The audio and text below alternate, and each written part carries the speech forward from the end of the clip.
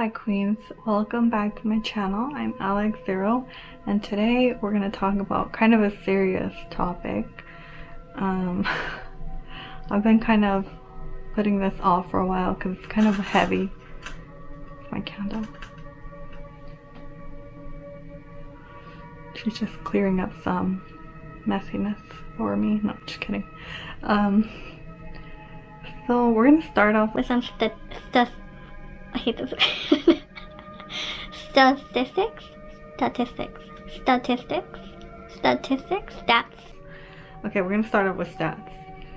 We start from 2020, number of murders offenders in the United States, which is where I'm at right now. And we have the males coming in at top with the most murders committed, with 8,977. Females coming in with 1,320. And unknown, which kind of worries me. I wonder if they didn't catch them or they just are like non-binary or like trans. I don't know what that means, but it says unknown, 1,338. So that's actually more than the females. Okay, there's more unknown than female, but the male is just killing it with 8,977 murders in 2020. So today's topic is why antisocial personality and narcissism is dangerous. And this is why. This is why most narcissists are men. Most people with personality disorders like the antisocial personality, that is what we call psychopaths and sociopaths. Yeah, but those are not like their terms in psychology. They call it antisocial personality. So, but we call them sociopaths and psychopaths.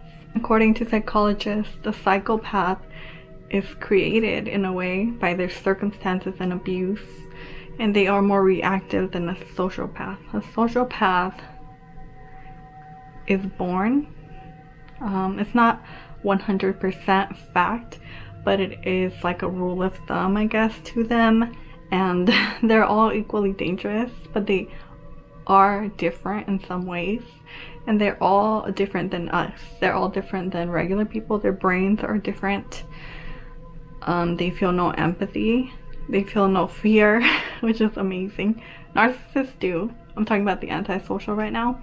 Antisocial personalities feel nothing, pretty much. They have like no soul. These are the types of beings that have no soul, in my opinion. And they have a spirit, but the no soul part comes in from, sorry, there's like dust in the air. The no soul part, in my opinion, can be seen with their lack of caring in general, which is what makes them dangerous. And I think most serial killers are psychopaths or sociopaths, and some extremely narcissistic. In order to commit so many murders, you have to be in a mind frame where you don't care and you are not afraid to take a life or get caught or hurt somebody. Yeah, there's very big consequences to murder. And I know that not all people with antisocial personality or narcissism are killers, but they're more likely to commit a crime, including murder, because of how their brain is different, if that makes sense. Now I'm gonna look up the statistics. Can you say that word? Stats. I'm just gonna look up stats for the gender for antisocial personality and all that.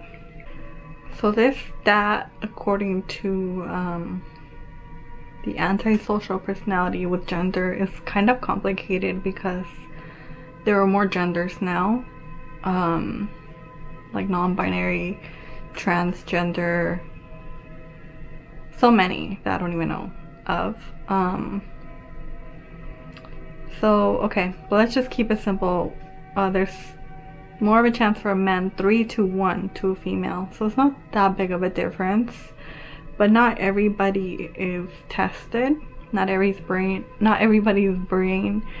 is ran through an exam, you know, because you could see the difference of how their brain works. And usually prisoners have been brain scanned pretty much to see how their brain does not react like a typical brain is supposed to react. Okay, so there's actual physical evidence of their brains being different.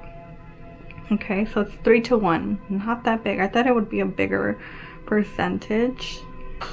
But yeah, I just think it's important to the percentage is a little bigger when it comes to narcissism in men and females, women, or the masculine and the feminine energies. I think it has to do somewhat with how we are raising boys or men from a young age. I think we have to look at being more nurturing and caring towards men and showing them that it's okay to have feelings and it's okay to show your affection and love. And obviously you do this by showing them affection and love and care. So a lot of sociopaths and narcissistic people are abused in childhood, and that's how this is created, along with other personality disorders like bipolar or borderline personality disorder. There's so many. Anxiety. So there's a lot of childhood traumas, obviously, that take place that causes this change in the mind. Also, I've been watching a lot of true crime lately, and I've noticed a pattern of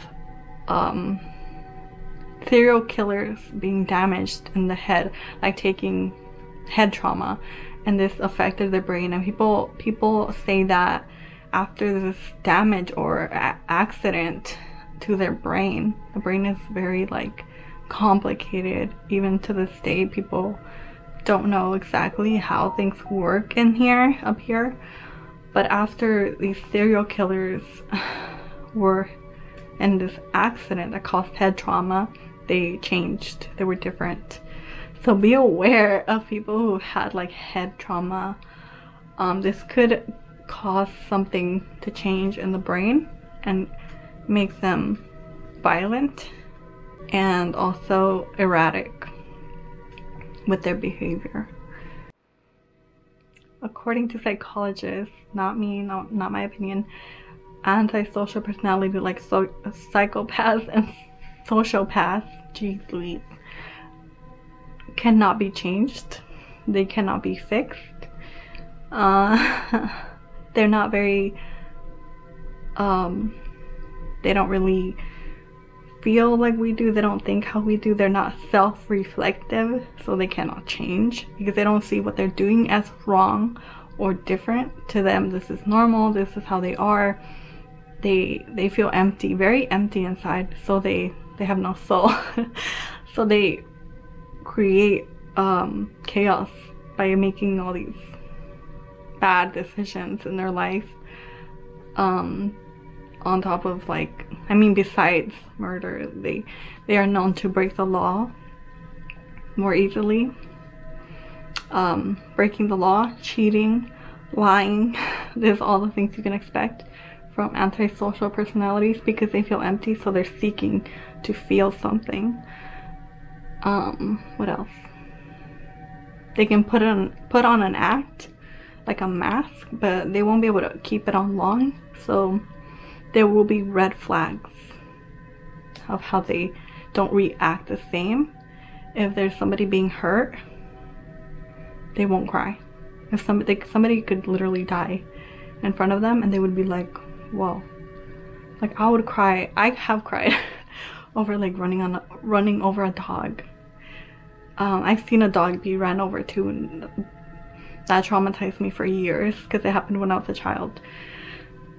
And that was very traumatic. But they will be unaffected. Like, unaffected. They're just not like us. They're not the same. So be careful.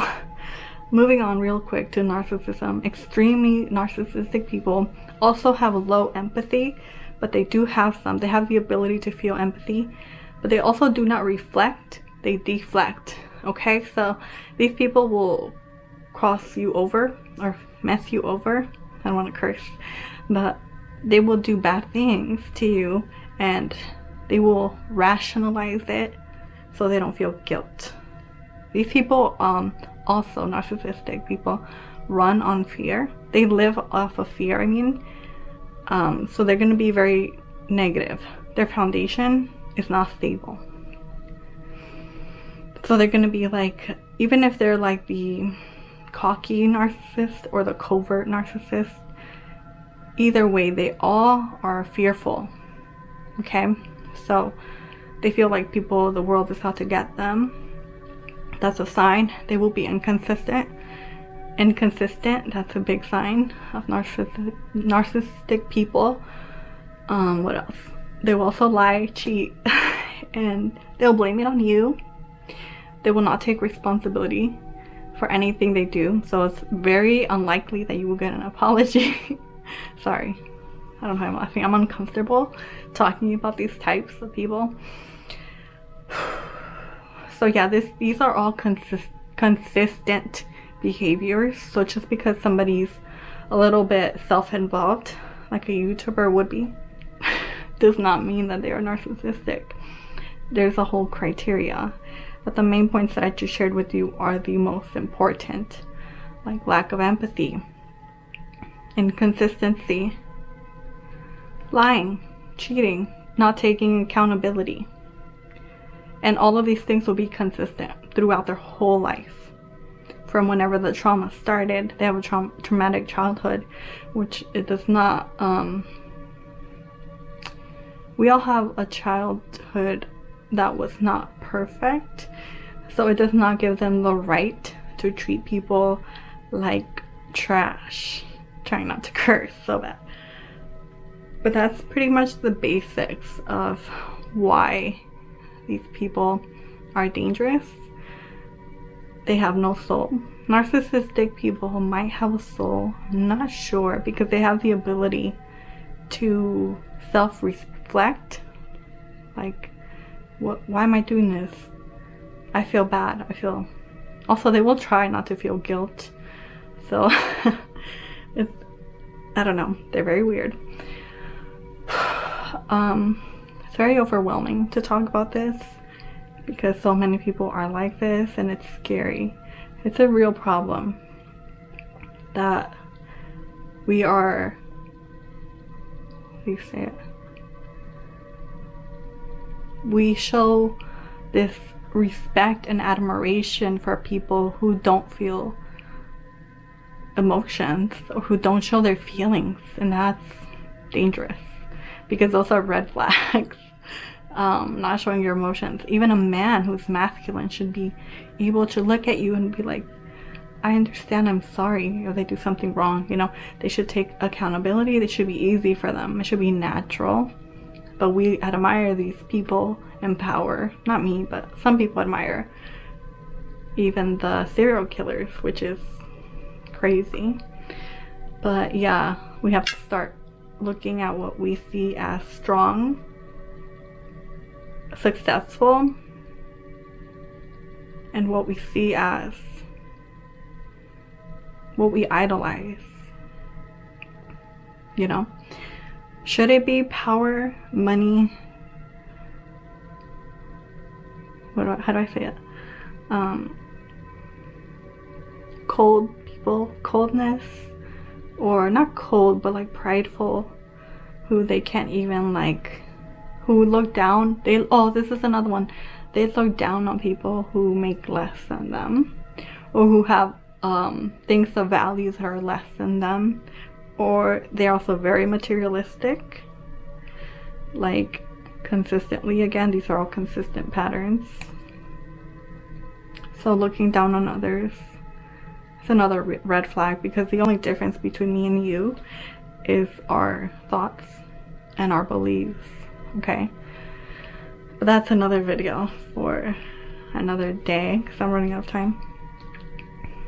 Thank you so much for watching. I hope I wasn't too all over the place, but I wanted to keep it kind of simple. I've watched a lot of videos on psychology. I am not an expert, but these are the basics, okay? So I will look this over and see if I have to do it again, but I hope not. Anyway, thank you for subscribing. Thank you for watching, and I will see you in the next video. Bye.